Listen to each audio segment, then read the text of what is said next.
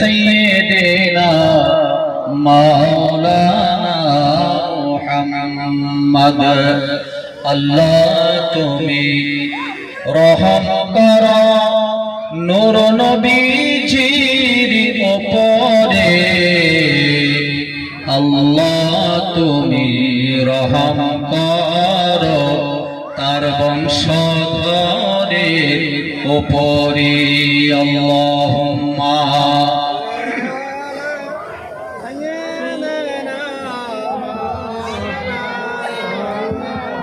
وعلى آل سيدنا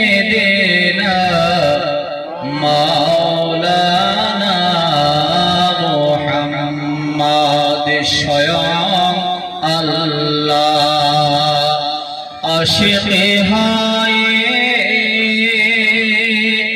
পরে দরুদ যার শানে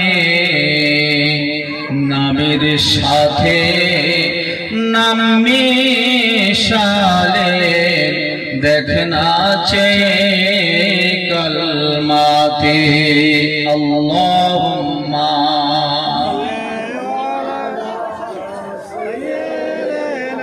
মাওলানা মুহাম্মদ ওয়া আলা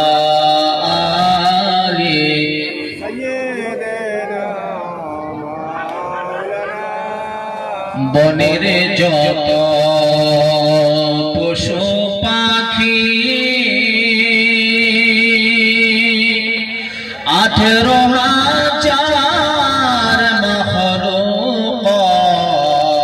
মাখলুকাত আল্লাহর জিকির নবীর দরুদ পড়েন তারা দিবারাত আল্লাহ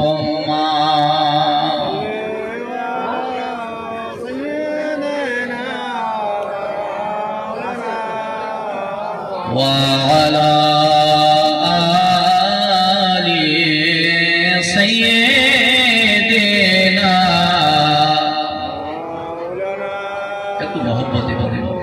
لا إله إلا الله لا إله إلا الله لا إله إلا الله لا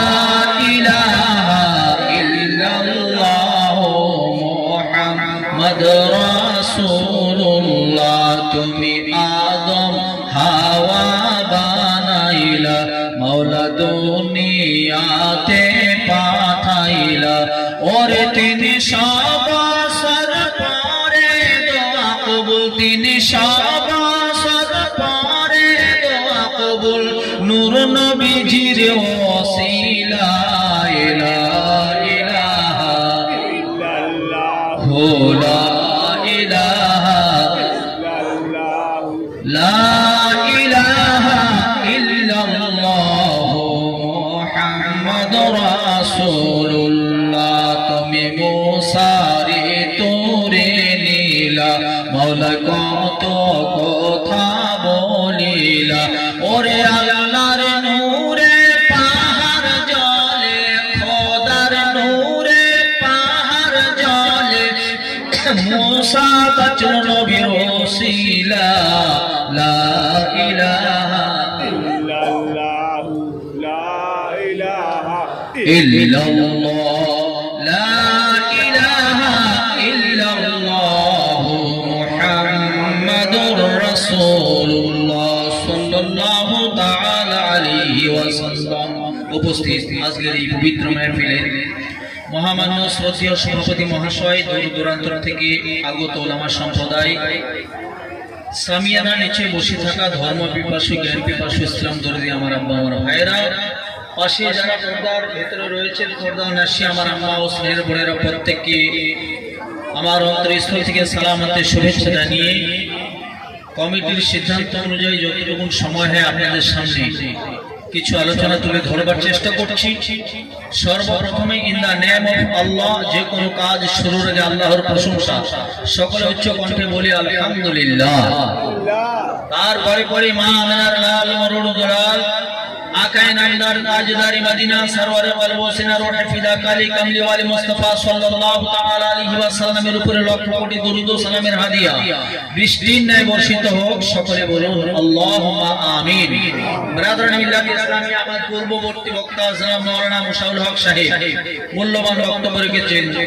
এই পবিত্র সবে মেরাজকে উপলক্ষ করে আমিও সেই রাতকে উপলক্ষ করে আপনাদের সামনে পবিত্র মহাসংবিধান মহাগ্রন্থ কোরআন কারীম থেকে আয়াতে কারিমা সূরা বনী ইসরাঈল 15 পারা প্রথম অংশে আল্লাহ রাব্বুল আলামিন বলছেন, বিসমিল্লাহির রহমানির রহিম, সুবহানাল্লাযী আসরা বিআবদিহি লাইলাম মিনাল মাসজিদিল হারাম ইলাল মাসজিদিল আকসা। জোরে বলুন সুবহানাল্লাহ। মহান সেই সত্তা, আল্লাহ নিজেই বলছেন, নিজের সার্টিফিকেট আল্লাহ নিজেই দিচ্ছেন। মহান সেই সত্তা, মহান সে আল্লাহ যে রব্বুল আলামিন তিনার বান্দাকে ইয়ানি কি আপনার আমার নবী মুহাম্মদুর রাসূলুল্লাহ সাল্লাল্লাহু তাআলা আলাইহি ওয়াসাল্লাম সম্পর্কে আল্লাহ বলছেন, মহান সেই সত্তা, মহান সে আল্লাহ যিনি মুহূর্তের মধ্যে তিনার বান্দাকে নবী মুহাম্মদ সাল্লাল্লাহু আলাইহি ওয়াসাল্লামকে মসজিদে হারাম থেকে মসজিদে আকসা ভ্রমণ করিয়েছেন। জোরে বলুন সুবহানাল্লাহ। বন্ধু আমার, মুহূর্তের মধ্যে কিরকম মুহূর্ত? কোন শাইর বলছেন, পল মে জানা पल में आना सबकी बस की बातें नहीं, कंकड़ियों से कलमा पढ़ाना सबकी बस की बात नहीं।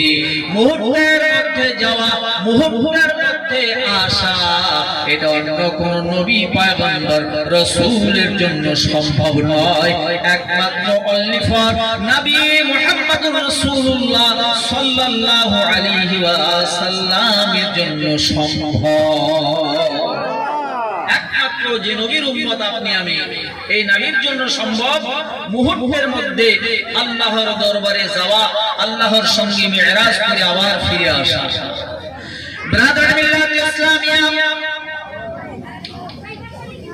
এই মিরাজ শুনে যদিও আপনাকে আমাকে অবাস্তব লাগে, ইম্পসিবল মনে হয়, অসম্ভব মনে হয়, কিন্তু এটাই সত্য। এই বয়ান করছিলেন আল্লাহর একজন প্রখ্যাত ওয়ালি হযরতে বগদাদি আব্দুল কাদের জিলানী রাহমাতুল্লাহ আলাইহি। এই মিরাজ সম্পর্কে বয়ান করছিলেন যে আখির জামানার নবী, ইমামুল মুরসালিন, সাইয়্যিদুল মুরসালিন, ইমামুল আম্বিয়া, খাতিমুল মুরসালিন, আল্লাহর সঙ্গে মিরাজ এইভাবে হয়েছে। এই বয়ান যখন করছিলেন বগদাদি আব্দুল কাদের জিলানী রাহমাতুল্লাহ আলাইহি, সারা বিশ্বের যত ওলিগণের সরদার, ইনি বয়ান করছেন, নবীর সম্পর্কে সার্টিফিকেট দিচ্ছেন। বন্ধু আমার, এমন অবস্থা একজন ইহুদি, একজন, তখন তিনি ঈমান গ্রহণ করেন নাই, কিন্তু বন্ধু নবীর ভাষাগুলো, নবীর জবানগুলো এরকম মিষ্টি ছিল, নবী পাক যখন বয়ান করতেন ইহুদি নাসারা পর্যন্ত নবী পাকের জবান শুনতো। জোরে বলুন সুবহানাল্লাহ। একজন ইহুদি এক কোণে বসে শুনলেন বগদাদের সরজমিনে আব্দুল কাদের জিলানী রাহমাতুল্লাহ আলাইহি কোন নবীর সম্পর্কে সার্টিফিকেট দিচ্ছে, যে নবী নাকি সশরীরে অল্প সময়ের মধ্যে, মুহূর্তের মধ্যে মিরাজ করেছেন। এটা সম্ভব হতে পারে না। তিনার মনে এটা একটা চিন্তাধারা, এটা কি সম্ভব হয়? এত কম সময়ের মধ্যে একজন মানুষ কি করে আল্লাহর দিদার থেকে ফিরে আসতে পারে? এই অস্বীকার, এই অস্বীকৃতি দেওয়ার কারণে ব্রাদারান মিল্লাত ইসলামিয়া তিনি বাড়ি চলে গেছেন, বিশ্বাস করলেন। বাড়ি গিয়ে বাজারে গেছেন, বাজারে গিয়ে একটা মাছ কিনে এনেছেন। মাছ এনে বিবিকে দিয়েছেন, বিবি এটা কেটে রান্না করো, আমি গোসল করে আসি, আমি একটু গাটা ধুয়ে আসি। বন্ধু আমার, আমার আব্বা ওই ব্যক্তি যখন বাজার থেকে মাছ এনে বিবিকে কাটতে দিয়েছেন, এবার তিনি গোসলে গেছেন, নদীর কিনারে গিয়েছেন, নিজের কাপড়গুলো বস্ত্রগুলো খুলে ওই নদীর কিনারায় রেখেছেন। কথাগুলো বোঝা যায় বা বোঝা যায়?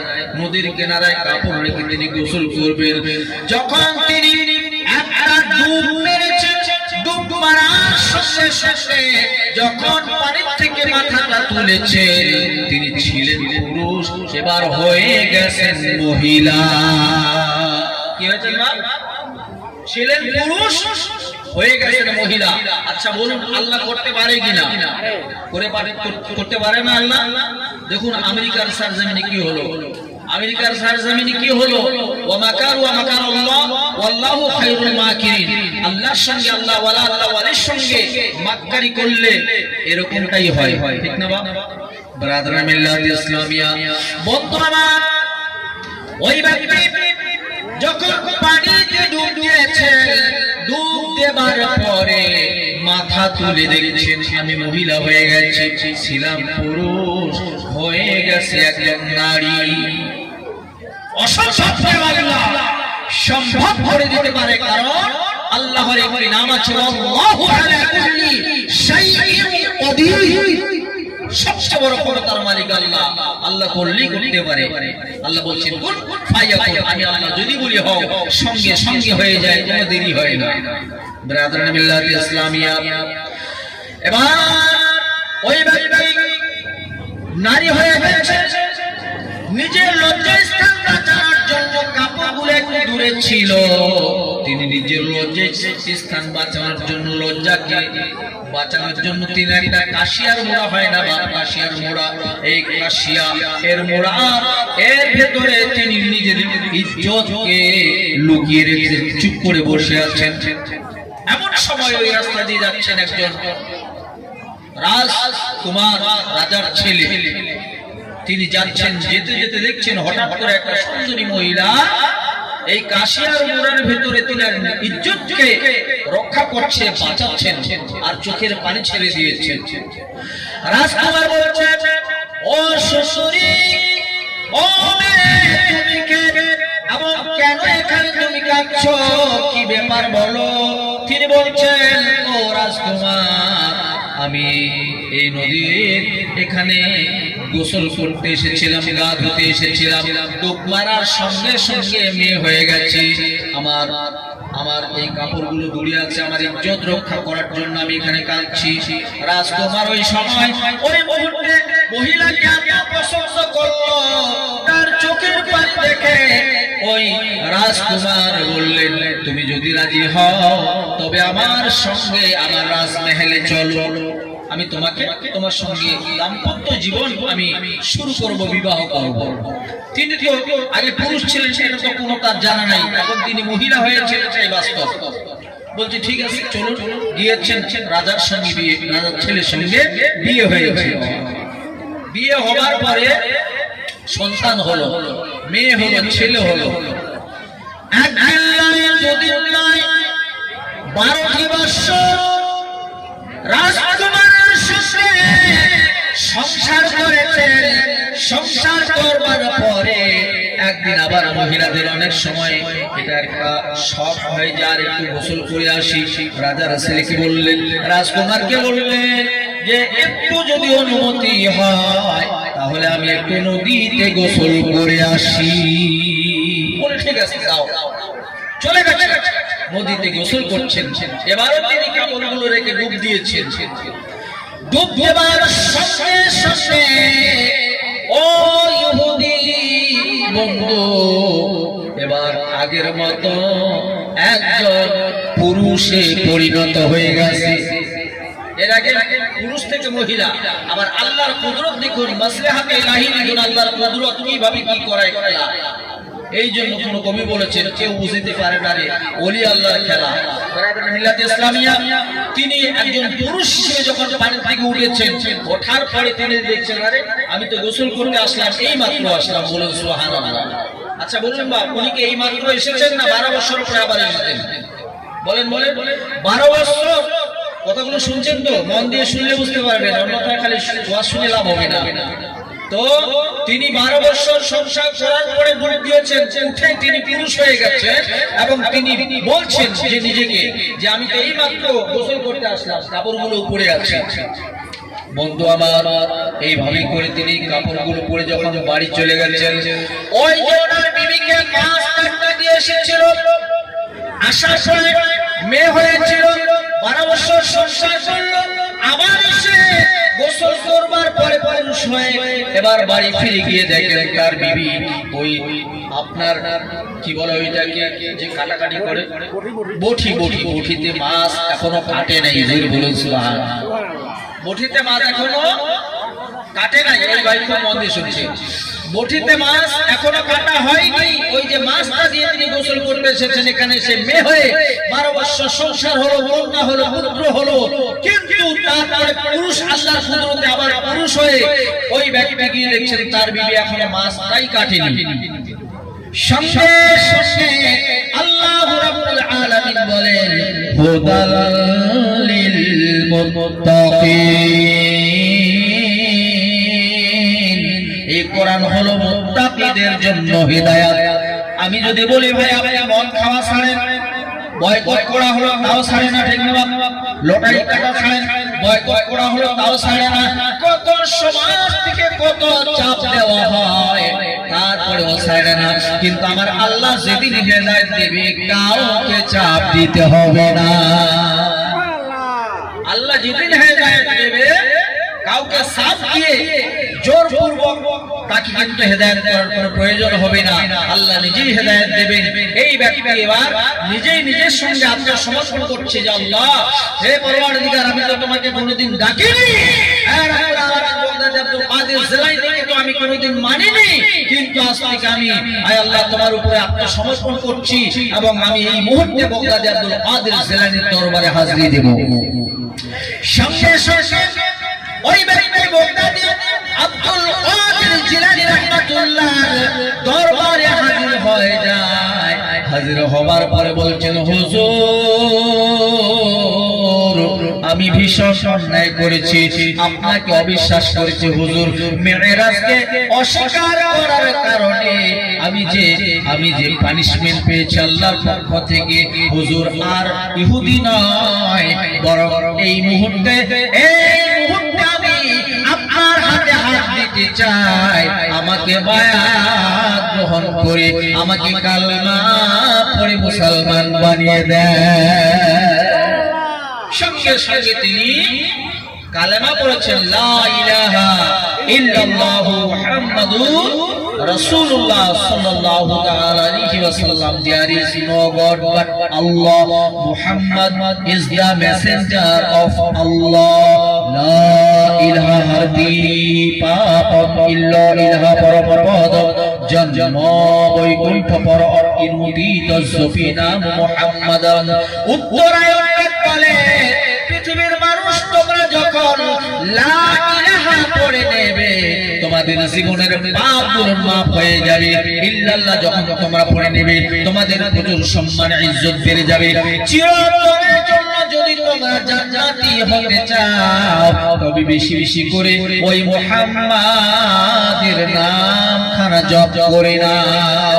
এই কালেমা পড়ে ইহুদি বগদাদী আব্দুল কাদের জিলানী রাহমাতুল্লাহ আলাইহির দরবারে মুসলমান হয়ে গেছে। সেই মেরাজ আগামী কাকে কয় তারিখ ভাই? 26শে জানুয়ারি না? 26শে জানুয়ারি পরশুদিন সেই সবে মেরাজ। 27 জানুয়ারি আর আরবিতে হবে 26 তারিখ দিন বাদ নামাজে মাগরিবের পরে হবে 27 রজনী। বন্ধু আমার, এই মেরাজ কেন হলো? কেন মেরাজ আল্লাহ করলেন? আল্লাহ রাব্বুল আলামিন জিবরিল আমিনকে বললেন, জিবরিল শুনে নাও, ও জিবরিল শোনো শোনো, আমার নবীকে তুমি মেরাজের জন্য নিয়ে আসো, তোমার সমস্ত কাজগুলো আমি আল্লাহ মাফ করে দিলাম, শুধুমাত্র একটা তোমার কাজ, আমার নবীকে সাজুগুজু করে নিয়ে আসো। জোরে বলুন সুবহানাল্লাহ। জিবরিল আমিন সমস্ত ফেরেশতাগণের হেড অফ দ্য ডিপার্টমেন্ট, সমস্ত ফেরেশতাগণের সরদার জিবরিল আমিন আমার নবীর দরবারে হাজির হয়ে গেছেন। বলছেন ইয়া রাসূলুল্লাহ, ইয়া হাবিবাল্লাহ, হুজুর নবী গো, আল্লাহর দরবারে আপনাকে যেতে হবে, আপনি তৈরি হয়ে নিন। জান্নাতি পানি দিয়ে নবীকে গোসল করানো হলো, জান্নাতি লিবাস, জান্নাতি পোশাক নবীকে পরানো হলো, জান্নাতি পাগড়ি, জান্নাতি মালা, জান্নাতি ইলম মানে জুতো পরানো হলো। নবী পাক সাল্লাল্লাহু আলাইহি ওয়াসাল্লামকে এমন ভাবে সাজানো হলো যেন দুজাহানের বাদশা। নবী আমরা শুনেছি দুজাহানের বাদশা হয় लोगो ए धोराय प्यारा नबी मुस्तफाय जन्म निये कोची शिशु के एमन सेजदाते जाय प्यारा नबी मुस्तफाय। मूसा नबी दूर पहाड़े खुदार दीदार करते जाय,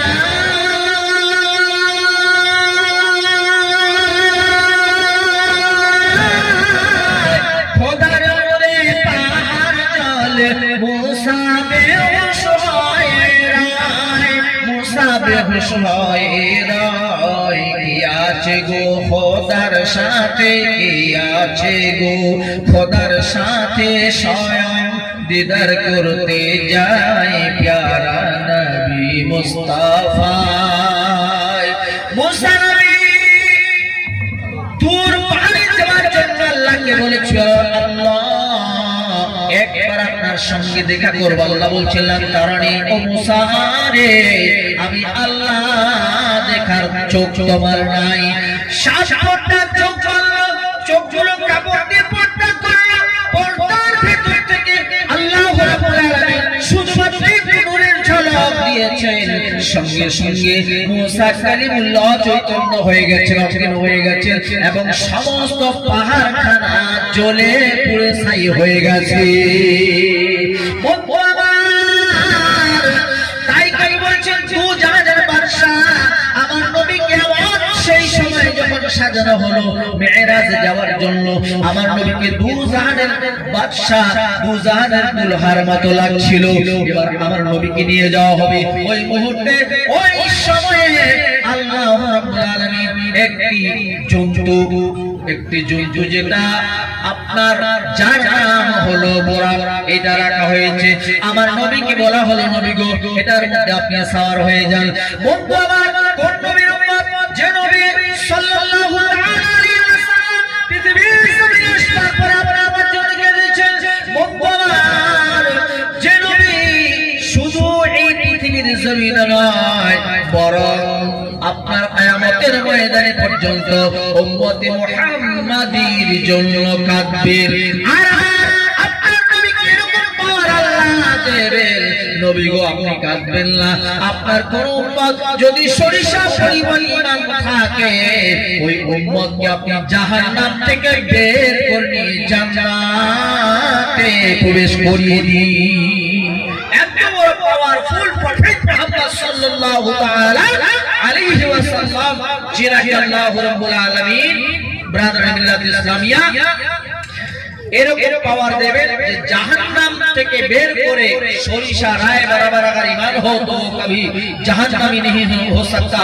রায় বরাবর সরিষা পরিমাণ ঈমান থাকলে আল্লাহ বলবেন, নবী আপনার উম্মতের মধ্যে এই ফ্যাসিলিটি, ওনাকে জাহান্নাম থেকে বের করে আপনি জান্নাতে প্রবেশ করিয়ে দিন। বলুন সুবহানাল্লাহ। এই নবী সাল্লাল্লাহু আলাইহি ওয়াসাল্লাম কত চিন্তা আপনার আমার জন্য করেন। যখন বোরাকে সওয়ার হবে, জিবরিল আমিন বলছেন, জিবরিল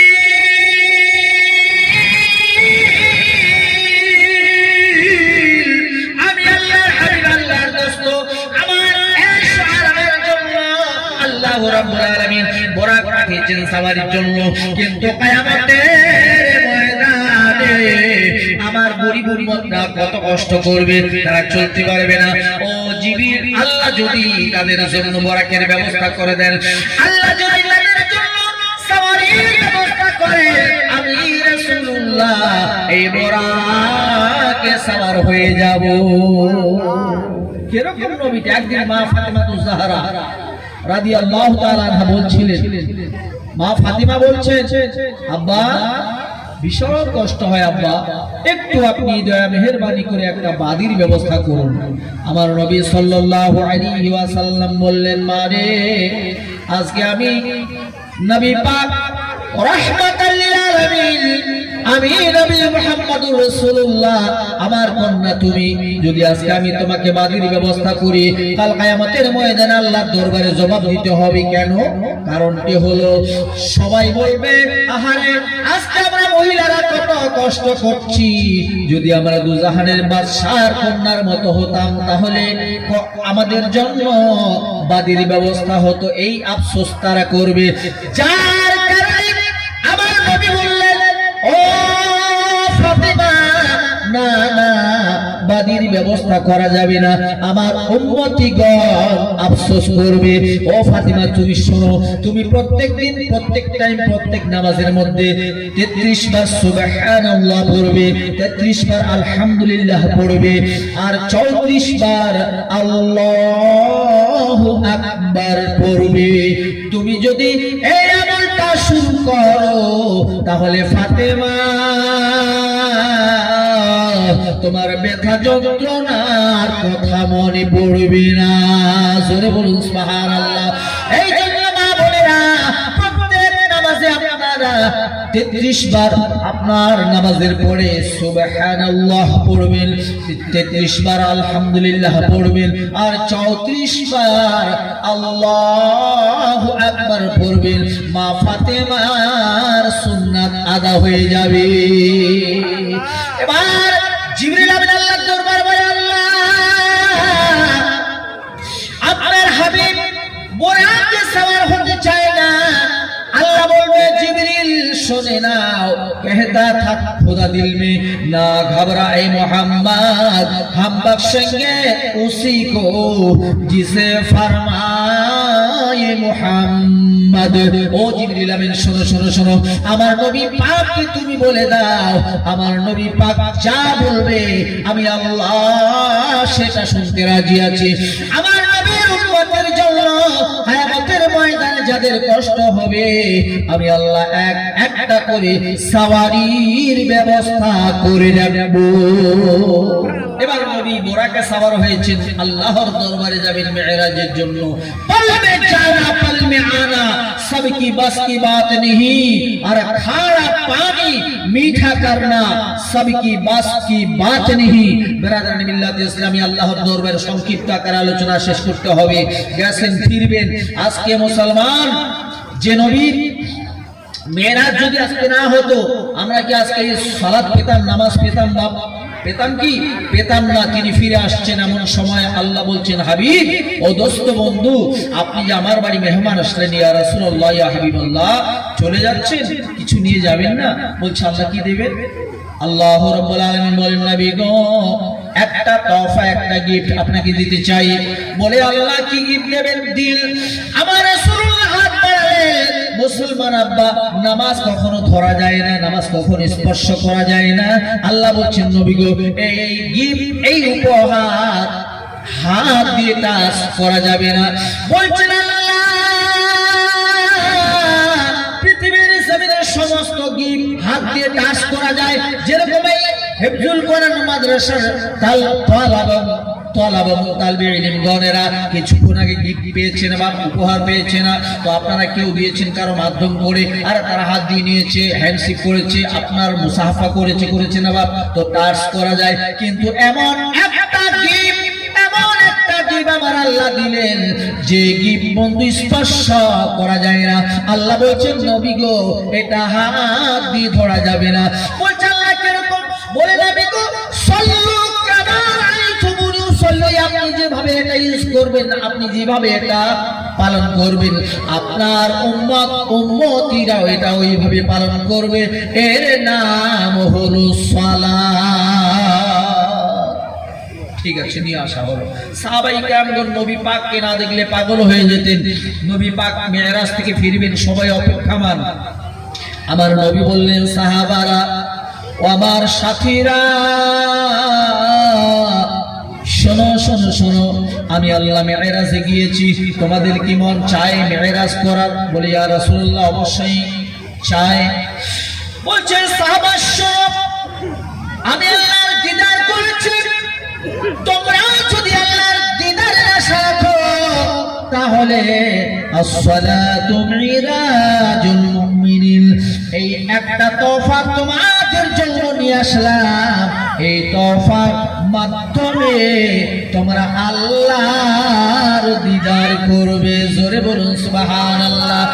এই সালাতের মাধ্যমে দৈনিক 5 বার তোমরা আমার আল্লাহর সঙ্গে কথা বলবে। নামাজ শুরু করেছেন আপনার, আল্লাহু আকবার, নামাজ শুরু করেছেন মুসলমান। ওই নামাজ যখন শুরু করলেন, নিয়ত করার পর তাকবীর তাহরিমা বেদে আপনারা সুবহানাকাল্লাহুম্মা ওয়া বিহামদিকা ওয়া তাবারাকা ইসমুকা ওয়া তাআলা জাদ্দুকা ওয়া লা ইলাহা গায়রুক পড়ার পরে আউযু বিল্লাহি মিনাশ শাইতানির রাজীম, বিতাড়িত শয়তানের ধোঁকা থেকে মহান আল্লাহর কাছে আশ্রয় প্রার্থনা করছি। বলুন, আল্লাহর সঙ্গে আলোচনা হচ্ছে কিনা? আবার আল্লাহর সঙ্গে দিদার আলোচনা হচ্ছে না নামাজের মধ্যে? এরপরে আপনি বলেছেন আলহামদুলিল্লাহি রাব্বিল আলামিন, আলহামদুলিল্লাহি রাব্বিল আলামিন। আপনার তাওজের পরে তাসমিয়া পড়েছেন, এখানে আল্লাহকে নাম শেষ শুরু, আল্লাহর নামে শুরু করছি। এবার আপনি সূরা ফাতিহা পড়ছেন, আলহামদুলিল্লাহি রাব্বিল আলামিন আর রহমানির রহিম মালিকি ইয়াউমিদ্দিন ইয়াকা না'বুদু ওয়া ইয়াকা নাস্তাঈন ইহদিনাস সিরাতাল মুস্তাকিম। এভাবে পড়ছেন আপনার সূরা ফাতিহা। বন্ধু আমার, এই সূরাতুল ফাতিহার মধ্যে আমার আল্লাহর সঙ্গে আলোচনা হয় দৈনিক 5 বার। কয়বার? 5 বার আলোচনা হচ্ছে। আল্লাহ বলছেন, হে নবী, সাল্লু কামা রাআইতুমুনি উসাল্লি, হে নবী আপনি যেভাবে পড়বেন, আমার নবী বলেছেন যে আমি যেভাবে পড়বো, আমি যেভাবে এটা ইউজ করব, তোমাদেরকেও সেভাবে ইউজ করতে হবে। ও সাহাবা, এই তওফা হলো, এই তওফা বলুন সুবহানাল্লাহ। পৃথিবীর গিফটের মতো নয়, হাত দিয়ে নাড়বে, নাড়াচাড়া করবে, এটা নয়, বরং এটা তোমাদেরকে ইউজ করতে হবে। কিভাবে করবে? আমি নবীকে যেভাবে তোমরা পড়তে দেখো। জোরে বলুন না সুবহানাল্লাহ। বিরাদরান মিল্লাত ইসলামিয়া, এই নামাজ প্রত্যেকের জন্য পাঞ্জিগার নামাজ পড়া হলো ফরজে আইন, শরীয়তের বিধানে। বন্ধু আমার, 1 নম্বরে হলো কালমা তাইয়্যিবা লা ইলাহা ইল্লাল্লাহু মুহাম্মাদুর রাসূলুল্লাহ, এরপরে হলো সালাত, এরপরে হলো যাকাত, এরপরে হলো বাইতুল্লাহ হজ, এরপরে হলো মাহে রমজানুল মুবারকের রোজা, সাওম, সিয়াম, সাধনা। জোরে বলুন সুবহানাল্লাহ। এই প্রত্যেকটা আমাকে মেনে চলতে হবে। কিন্তু যারা মালিকে নিসাব নয়, সাহেবে নিসাব নয়, যাদের উপর হজ ফরজ নয়, যাদের উপর যাকাত ফরজ হয় নাই, সারা বছর আপনার সংসারে ব্যয় করবার পরে আপনার 7.5 তোলা সোনা অথবা 52 তোলা চাঁদি পরিমাণ যদি মাল আপনার অবশিষ্ট থাকে, আপনাকে শতকরা 2.5 টাকা যাকাত দিতে হবে। অন্যথায় আপনার আমার উপর যাকাত ফরজ নয়। কিন্তু আপনি দান করতে পারেন, সদকা করতে পারেন, এটা ভিন্ন বিষয়। বন্ধু আমার, এই 5টার উপরে ঈমান রাখার পরে গরীব মিসকিন এতিম যদি হয়, 3টা পরিপূর্ণ মানতে হবে। কলমা, নামাজ, রোজা। কিন্তু যাকাত, হজ, এটা হলো ধনী ব্যক্তির জন্য। জোরে বলুন সুবহানাল্লাহ। বন্ধু আমার নবী সাল্লাল্লাহু আলাইহি ওয়াসাল্লাম এই আপনাকে এই সমস্ত জিনিসগুলো জানানোর জন্য, অন্ধকারের দিক থেকে আলোর দিকে আনার জন্য, মানুষকে অন্যায়ের পথ থেকে ন্যায়ের পথে আনার জন্য, মানুষকে না হকের পথ থেকে হকের পথে আনার জন্য আমার আপনার নবীকে মহান রব্বুল আলামিন এই পৃথিবীর জমিনে পাঠিয়ে দিয়েছেন। আল্লাহ বলছেন, ওয়া মা আরসালনাকা ইল্লা রাহমাতাল লিল আলামিন। নবী, আমি আপনাকে পৃথিবীর মানুষের কল্যাণের জন্য, পৃথিবীর মানুষের রহমত বরকতের জন্য, পৃথিবীর মানুষকে সুসংবাদ জানানোর জন্য, পৃথিবীর মানুষকে আমি আল্লাহ রাব্বুল আলামিন অন্যায় থেকে ন্যায়ের পথে আনার জন্য আপনাকে রহমত স্বরূপ পাঠিয়ে দিলাম। আমার নবী পৃথিবীর জমিনে আসলো আয়ামে জাহিলিয়াতের জমানায়, যে জামানার মানুষ ন্যায় অন্যায় বুঝতো না, ন্যায়কে ছেড়ে দিয়ে অন্যায়ের পথে মানুষ অগ্রসর হতো, যে সময়ের মানুষ ভাই ভাইয়ের মধ্যে সম্পর্ক ছিল না, যে সময়ের মানুষ বাপ সন্তানকে মানত না, যে সময়ের মানুষ বাপ পড়ে গেলে মায়ের সঙ্গে জেনা করতো, জোরে বলুন নাউযুবিল্লাহ, যে সময়ের মানুষ যদি পুত্র জন্ম নিত আনন্দ করত, যদি কন্যা জন্ম নিত ওই সময়ের মানুষ কন্যাকে জীবদ্দশায় দাফন করত। আমার নবী সাল্লাল্লাহু আলাইহি ওয়াসাল্লাম বললেন, হুকুকুল্লাহ ওয়া হুকুকুল ইবাদ।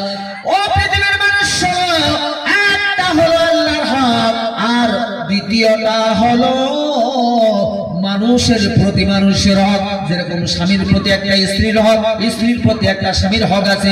গ্রামে যদি ধনী ব্যক্তি থাকে, ধনী ব্যক্তির প্রতি গরিবের একটা হক আছে। এই হকের সম্পর্কে আমার নবী সাল্লাল্লাহু আলাইহি ওয়াসাল্লাম কঠোর বার্তা জানিয়ে দিলেন। পৃথিবীর মানুষ আল্লাহর ইবাদত, আল্লাহর হক যদি তোমরা নষ্ট করো, আমার আল্লাহ রাব্বুল আলামিন বলেন, লা তাকনাতু মির রাহমাতিল্লাহ, আমার রহমত, আমার করুণা থেকে পৃথিবীর কোনো বান্দা বান্দি বঞ্চিত থাকে না। আমার হক যদি পৃথিবীর কোনো মানুষ নষ্ট করে দেয়, আমি আল্লাহ মাফ করে দিতে পারি। কিন্তু বান্দা, তোমরা যদি স্ত্রী হয়ে স্বামীর হক নষ্ট করো, বাপ হয়ে সন্তানের হক নষ্ট করো, সন্তান হয়ে বাপের হক নষ্ট করো, গ্রামের ধনী ব্যক্তি হয়ে যদি গরিব মিসকিনের তোমরা হক নষ্ট করো, বন্ধু আমার, বর্তমানে দেখা যায় আপনার এক সময় ছিল কত কঠিন ছিল হজ করা, এখন গ্রামে গ্রামে হাজি হয়েছে। কিন্তু হাজি হয়েছে ঠিক, সঠিক হাজি কয়জন? আমার নবী যখন হজ পালনে যেতেন, হজ পালন করবার পরে আমার নবীর দায়িত্ব ছিল হজ পালন করে গ্রামে এসে আমার নবী বিধবা ব্যক্তিদের সাথ দিতেন, তাদেরকে বিধবা ব্যক্তিদের ভালো দেখাশোনা করতেন। জোরে বলুন সুবহানাল্লাহ। আমার নবী হজ পালন করবার পরে বন্ধু আমার নবী গ্রামে এসে এতিম মিসকিনের মাথায় হাত তুলে দিতেন। জোরে বলুন সুবহানাল্লাহ।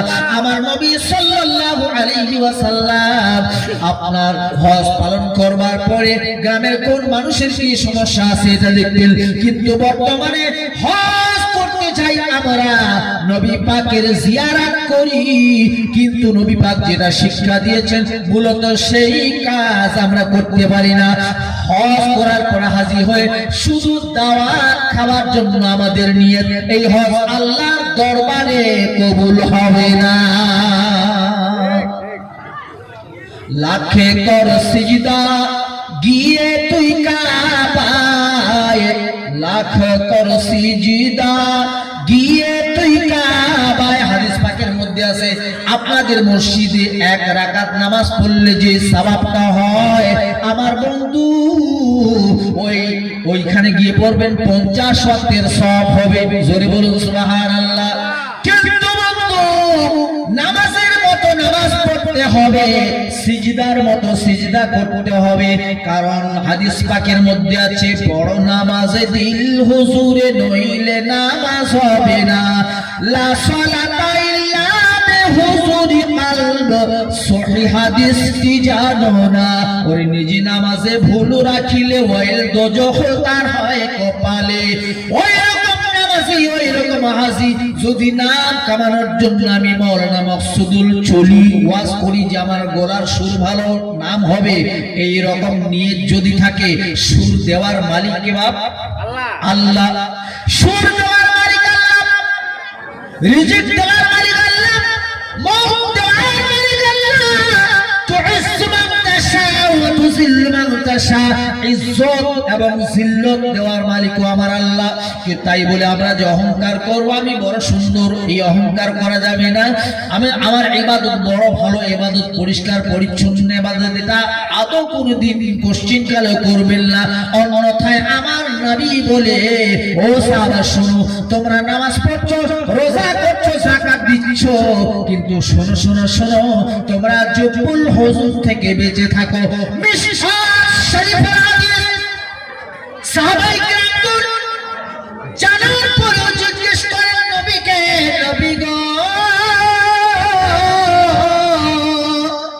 আমাদের মা বাপ আপনার উপরে কুরবান হয়ে যায়, ও নবী এই জব্বল হুজুর কি জিনিস? আমার নবী এই মুহূর্তে জানিয়ে দিলেন, বাবা জব্বল হুজুর একটা এমন দোজখের নালী, যে নালী থেকে স্বয়ং দোজখ দিনে 400 বার উদ্ধার প্রার্থনা করে। বুঝা গেল? অ্যাটেনশন প্লিজ, মনোযোগ দেবেন একটু।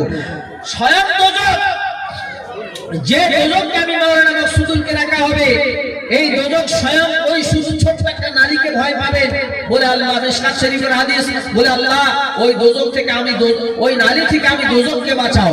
তাহলে চিন্তা করুন কত বড় ভয়ঙ্কর নারীটা হতে পারে, যার ভয়ে কম্পিত হয় স্বয়ং দোজখ। সাহাবাগণ জিজ্ঞেস করলেন, নবী গো ওখানে কাকে রাখা হবে?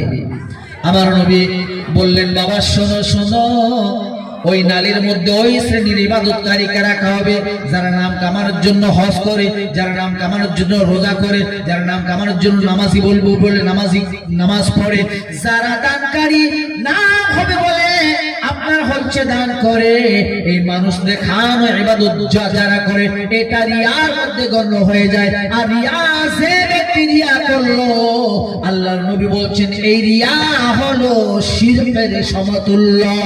সমস্ত ভুল, সমস্ত গুনাহের জন্য আল্লাহর দরবারে যখন তাওবা করা হয়, আল্লাহ বলে ইন্নাল্লাহা ইউহিব্বুত তাওয়াবিন, নিশ্চয়ই আমি আল্লাহ তাওবাকারীকে অতি পছন্দ করি। সমস্ত ভুল ভ্রান্তি ক্ষমা হবে, শিরকের গুনাহ কোনদিন ক্ষমা হবে না।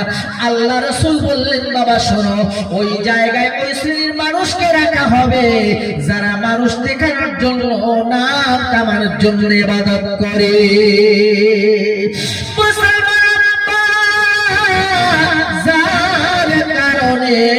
আমরা ইবাদত করব যখন, আল্লাহ রাব্বুল আলামিন বলে, বান্দা যখন তোমরা আমাকে ডাকবে, ডাকো ডাকো ডাকো, আমি আল্লাহকে তোমরা ডাকো, সকলে একটু আল্লাহকে ডাকুন তো, সকলে বলুন আল্লাহ, আর একটু মহব্বতে বলুন আল্লাহ, আর একটু মহব্বতে বলুন আল্লাহ।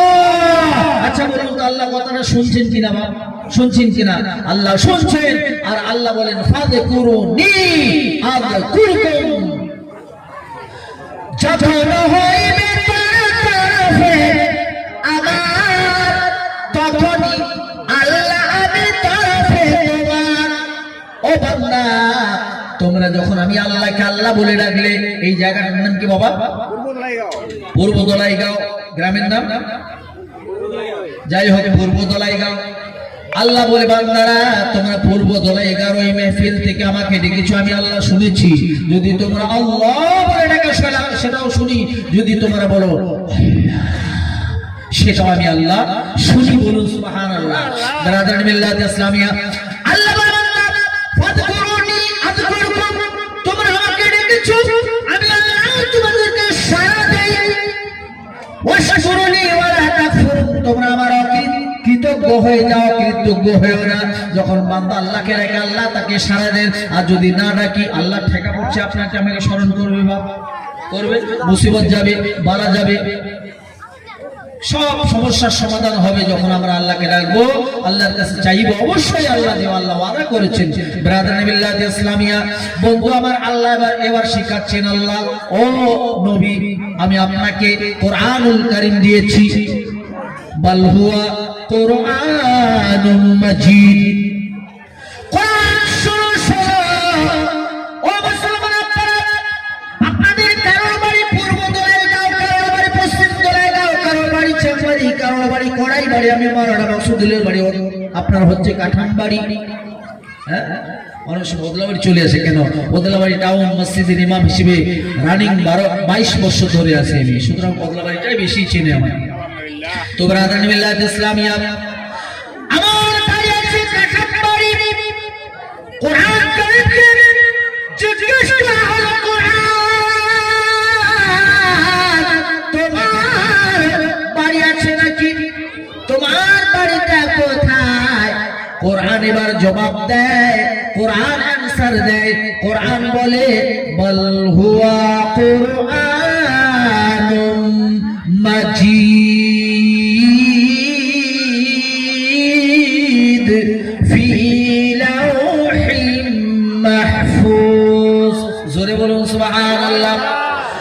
আল্লাহ কোরআন জবাব দেয় যে আমার বাড়ি হলো লাওহে মাহফুজ। এই কোরআন কারীম বন্ধু আমার আল্লাহ রাব্বুল আলামিন বলেন নবী গো আপনি আসুন, কিভাবে আপনি আমাকে ডাকবেন, কিভাবে আমরা যে আল্লাহকে ডাকছি, নামাজ পড়ছি দিন রাত, নামাজ পড়তে পড়তে কপাল কালো করে দিলাম, নামাজ কবুল হয় না কেন?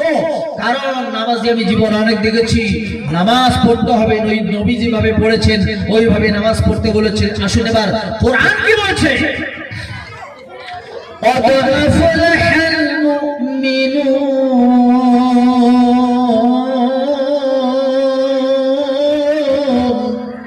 الذين هم في صلاتهم خاشعون। হাফিজে কোরআন বসে আছেন, আলিম উলামা হাফিজ যখন সামনে বসে ওয়াজ করতে ভালো লাগে, কারণ কোরআন সুন্নাহটা এরা ভালো বোঝে, ঠিক না বাবা?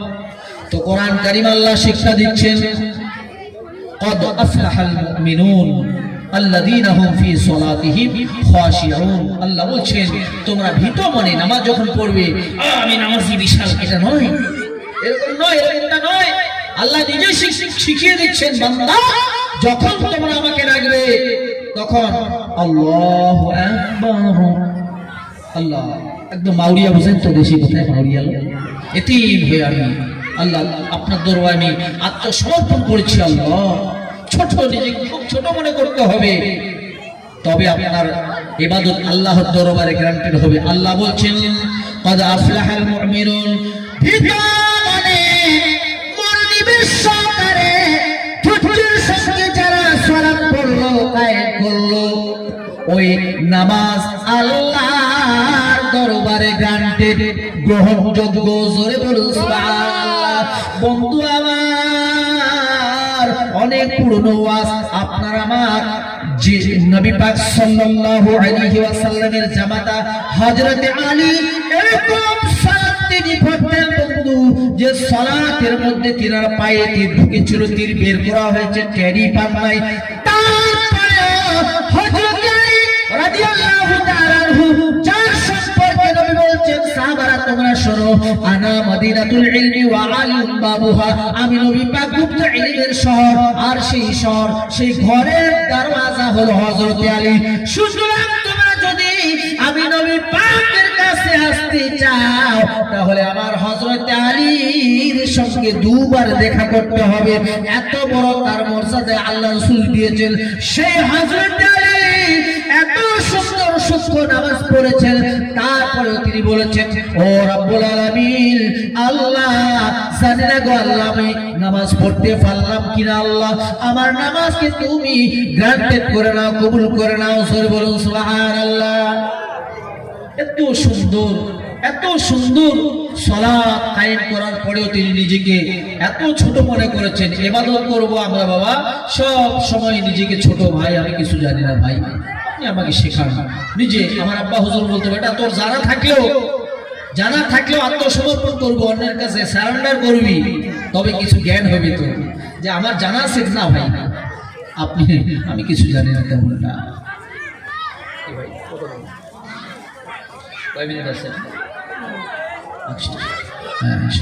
ব্রাদার মিল্লাত ইসলামিয়া, তাহলে ইবাদত আপনাকে আমাকে ওইভাবে করতে হবে যে ইবাদত করলে আল্লাহ রাসূল খুশি হয়। ব্রাদার মিল্লাত ইসলামিয়া, একদিন আমাদের সবাইকে চলে যেতে হবে পৃথিবীর মায়া ত্যাগ করে। আল্লাহর কোরআনে আল্লাহ বলছেন আইনামা তাকুনু ইউদরিকুমুল মাউতু ওয়ালাউ কুনতুম ফি বুরুজিন মুশাইয়াদা। আল্লাহর কোরআনে আল্লাহ বলছেন বান্দা তোমরা শীষ মেহেরে লুকিয়ে থাকলেও আমি আল্লাহ ধরবো, তোমরা যদি লোহার পিজারে লুকিয়ে থাকো তাও আজরাইল পাঠাবো, তোমরা যদি মাটির ভিতরে আন্ডারগ্রাউন্ড তোমরা এমন ভাবে যদি থাকো সেখানে গিয়েও আজরাইল কিন্তু তোমাদেরকে পাকড়াও করে নেবে, তোমাদেরকে ধরে নেবে। কেউ মওত থেকে রেহাই পাবো না, সবাইকে একদিন চলে যেতে হবে। যাওয়ার আগে আল্লাহ বলছেন ওয়ালা তামুতুন্না ইল্লা ওয়া আনতুম মুসলিমুন, পরিপূর্ণ মুসলমান হয়ে যাও তবে তোমরা মরো। কারণ খায়ের বলছেন একদিন মাটি ভিতরে হবে ঘর, রে মন আমার কেন বাঁধ দালান ঘর। একদিন মাটির ভিতরে হবে ঘর, রে মন আমার কেন বাঁধ দালান ঘর। এবার হয়তো বলবেন মাওলানা আপনি তো খুব ওয়াজ করছেন, তাহলে 4 চাকা কেন ঘুরছেন আপনি, বাড়িটা পাকা কেন করেছেন, বলবেন তো নাকি? সংসার চালানোর জন্য একটু দরকার, তাই বলে আশার একটা শেষ নেই অনেকের, এরকম করা যাবে না। যেভাবে আল্লাহ চালাচ্ছে আলহামদুলিল্লাহ, ঠিক কিনা বাবা? অল প্রেজ বি টু আল্লাহ, সমস্ত প্রশংসা সে আল্লাহর, যিনি আমাকে দুমুঠো খাওয়া দিচ্ছেন ইজ্জত সম্মানের সঙ্গে।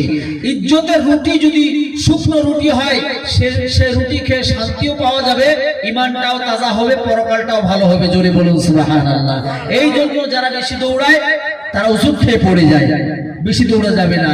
কবি বলছেন একদিন মাটির ভিতরে হবে ঘর, রে মন আমার কেন বাঁধ দালান ঘর, রে মন আমার কেন বাঁধ দালান ঘর। বাড়ি গাড়ি টাকা করি থাকবে পড়ে দুনিয়ায়, আসল বাড়ি যেতে হবে কাঠের গাড়ি করিয়া, বাঁশের গাড়ি করিয়া, রে মন আমার কেন বাঁধ দালান ঘর। আমি মাওলানা মরে যাবো, গাড়িটা আমার ছেলেরা চালাবে, ঠিক না বাপ? কিচ্ছু নিয়ে যাবো না, শুধু বাঁশের গাড়ি আমাকে চাপতে হবে। দেহ তোমার চর্মাচর, এত সুন্দর শরীর, কত ক্রিম কত কসমেটিক ব্যবহার করছি আমরা বন্ধু আমার, কিন্তু এই শরীর একদিন মাটি খেয়ে ফেলবে। কবি বলছেন দেহ তোমার চর্মাচর গলে পচে যাবে, শিরা শিরাগুলি ছিন্ন ভিন্ন হবে। খুঁড়িয়ার কাটা একটু সহ্য করতে পারি না, সামান্য দাড়িটা সেভ করেছেন, একটু কেটে গেছে, চচ্চর চচ্চর করে ধরছে, সেখানে কত জ্বালা হয়, কত যন্ত্রণা হয়। সামান্য কাটা, সামান্য ব্যথা আমরা সহ্য করতে পারি না বা, কিন্তু কবি বলছেন মুন্ড মেরুদণ্ড সবে হবে খন্ড খন্ড, ওরে পড়ে হবে মাটির ভিতর, রে মন আমার কেন বাঁধ দালান ঘর। একদিন মাটির ভিতরে হবে ঘর,